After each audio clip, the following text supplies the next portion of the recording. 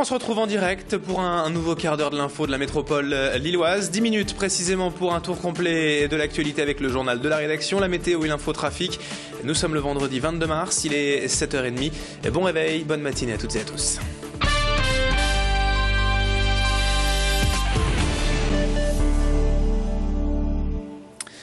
Et pour bien commencer cette édition et à l'approche du week-end, l'événement en samedi et dimanche dans la métropole lilloise, ce sera bien sûr le lancement, la distribution du ch'ti. Place de la République, près de 200 000 exemplaires seront ainsi gratuitement distribués aux Lillois.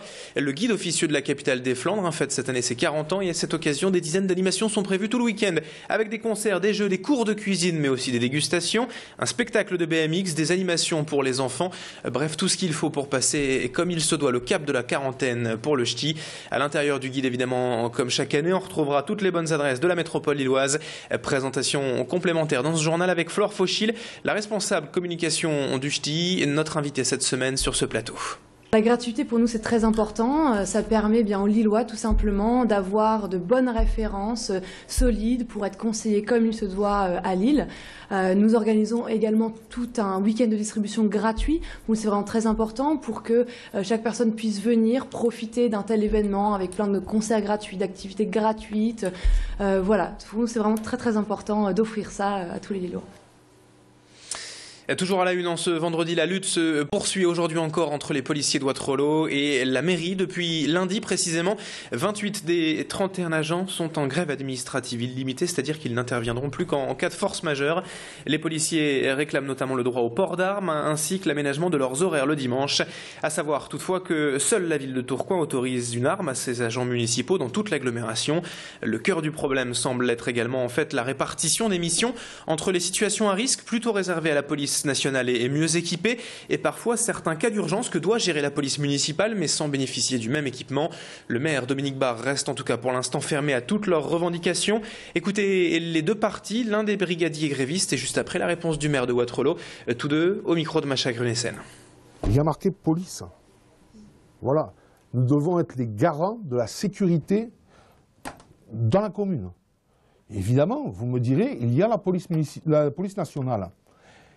Malheureusement, la police nationale n'est plus présente sur le terrain, n'est plus assez présente, parce que ces fonctionnaires, eh bien, écoutez, leurs effectifs, à eux aussi, se réduisent considérablement. Ce qui fait que quand nous avons besoin d'un renfort effectif, ils n'arrivent pas à l'instant T. Donc, nous devons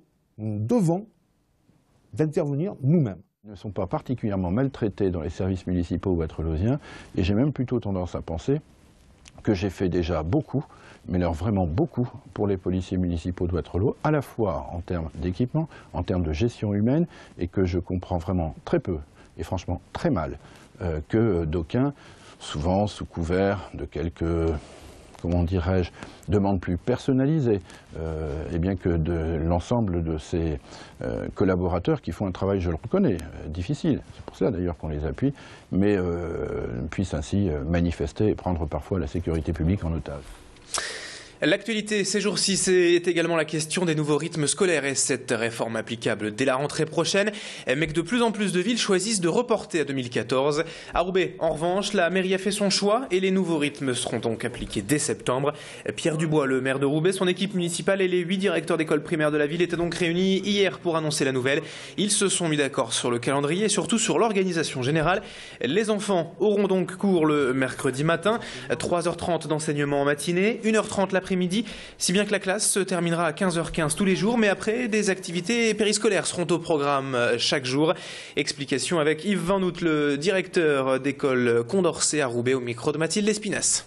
Avec les années qui passent, l'expérience, on est intimement convaincus, nous les enseignants, que 6 heures de classe, je dis bien 6 heures de classe, c'est-à-dire des enfants en situation d'apprentissage, c'est trop long.